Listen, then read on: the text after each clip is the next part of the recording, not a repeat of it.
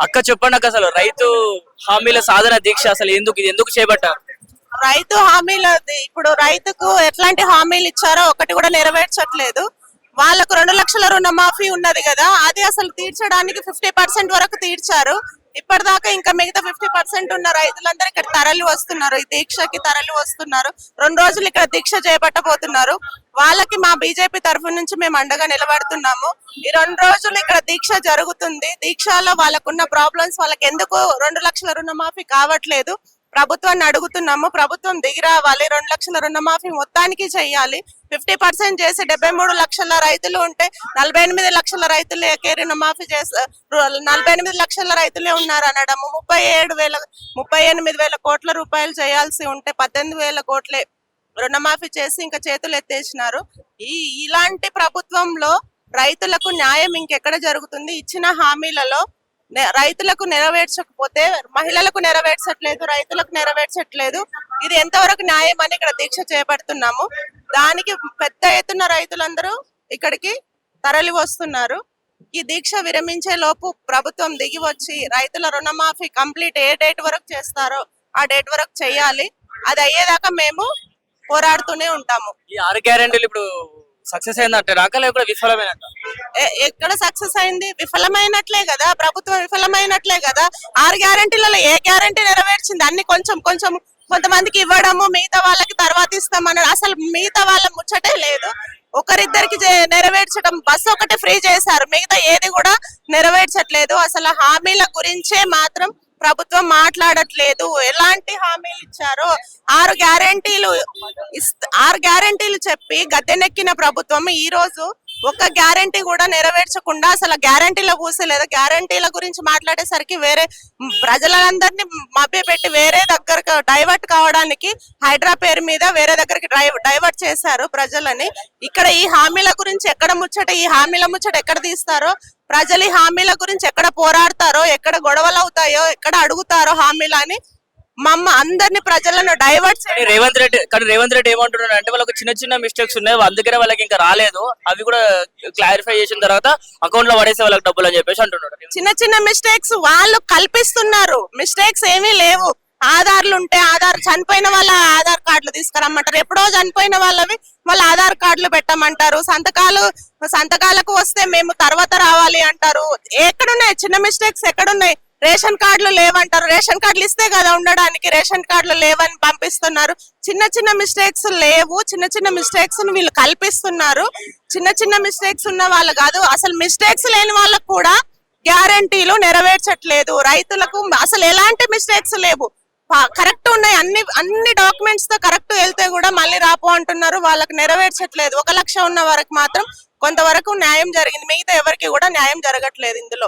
ఇంకొకటి, ఇప్పుడు హైడ్రా అని ఇప్పుడు 6 గ్యారెంటీలు అయితే జనాలు ఎక్కడైతే అడుగుతారో ఎక్కడ మీద పడతారో అని చెప్పేసి ఈ హైడ్రా అనేది ఒక కుంభకోణాన్ని తీసుకొని వచ్చిండు అక్క రేవంత్ రెడ్డి. అవును, ఈ 6 గ్యారెంటీల ముచ్చట తీస్తున్నారు, వీళ్ళ పని చేయాలని చేసి హైడ్రాని తీసుకొని వచ్చిండ్రు. హైడ్రా వల్ల ఎవరికి లాభము? ఎవరికన్నా లాభం వస్తుందా? ప్రజలను, పేదవాళ్ళని చంపేసి వాళ్ళ మీదకెళ్ళి నువ్వు మళ్ళా అదేంటి సుందరీకరణ చేస్తావా? ఎంతమంది పేదవాళ్ళు ఉసురు పోసుకుంటున్నావు ఈ రోజు? పెద్దవాళ్ళని ఎందుకు తీసుకుంటలేవు? బఫర్ జోన్ లో ఉన్న వాళ్ళని అంటున్నావు.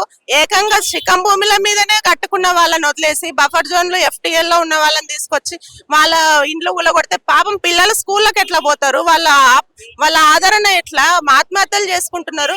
ఎవరన్నా రేవంత్ రెడ్డిని తిడుతున్నారు అంటే మా కడుపు మండి తిట్టారా? కడుపు మండి తిడతానా లేదా? కష్టపడి కట్టుకున్న ఇండ్లు ఊలగొడుతుంటే నిర్దాక్షిణ్యంగా వాళ్ళకి టైం ఇస్తారు. ఉన్నోనికి టైం ఇస్తున్నారు, డబ్బు ఉన్నోనికి నీకు మా కోర్టుకి వెళ్తున్నారు, స్టే తెచ్చుకుంటున్నారు. కానీ లేనోళ్లకు అసలు టైం ఇవ్వకుండా దన ఊలగొడుతున్నారు. వాళ్ళ కడుపు మండి 4 మాటలు తిడితే కేసులు అంటున్నారు, క్రిమినల్ కేసులు అంటున్నారు. మరి మనుషులను చంపేస్తుంటే మీ మీదే కేసులు పెట్టాలి, మర్డర్ కేసులు పెట్టాలి. ఈ రోజు మనుషులు వాళ్ళు కట్టుకునేది జీవితంలో కష్టపడి ఒక ఇల్లు కట్టుకుంటారు, అది నిర్దాక్షిణ్యంగా నువ్వు ఊలగొట్టేసి ఉల్టా వాళ్ళు తిడితే సోషల్ మీడియాలో తిడుతున్నారు అని చెప్పేసి వాళ్ళను క్రిమినల్ కేసులు అంటున్నారు. మరి మీరు వాళ్ళు ఆత్మహత్యలు చేసుకుంటున్నారు, కిరోసిన్ పోసుకొని పెట్రోల్ పోసుకొని తగలబెట్టుకోవడానికి రెడీ అవుతున్నారు.